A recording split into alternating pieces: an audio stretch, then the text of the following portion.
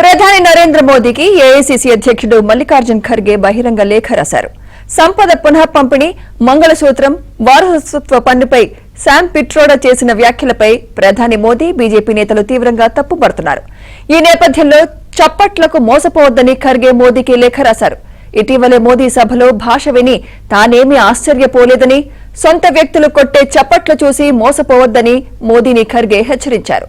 మోదీ మాటలతో నిరాశకు గురైన కోట్లాది మంది ప్రజల అభిప్రాయాలను వారి దరికి చేరనివ్వడం లేదన్నారు. కాంగ్రెస్ పార్టీలో చేర్చని అంశాలను గురించి సలహాదారులు మోదీకి తప్పుడు సమాచారం ఇస్తున్నారంటూ పేర్కొన్నారు. కాంగ్రెస్ న్యాయపత్రాన్ని వివరించేందుకు మోదీతో వ్యక్తిగతంగా తాను భేటీకి సిద్దమన్నారు.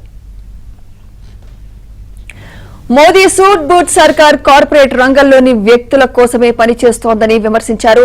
వారి పన్నులను తగ్గించారని, వారు రీఫండ్స్ పొందుతున్నారన్నారు. మరోవైపు ఉద్యోగుల నుంచి అధిక మొత్తంలో పన్నులు చెల్లిస్తున్నారన్నారు. పేదలు చివరకు ఉప్పుపై కూడా జీఎస్టీ చెల్లిస్తున్నారని ఆవేదన వ్యక్తం చేశారు.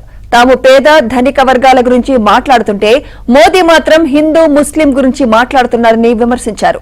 మణిపూర్లో మహిళలపై ఆకృత్యాలకు కారణమెవరని ప్రశ్నించారు. ఓవైపు రైతులు ఆత్మహత్యలు చేసుకుంటుంటే వారి భార్యా పిల్లలను ఎలా రక్షించాలో కాంగ్రెస్ మేనిఫెస్టో చదివితే తెలుస్తుందన్నారు.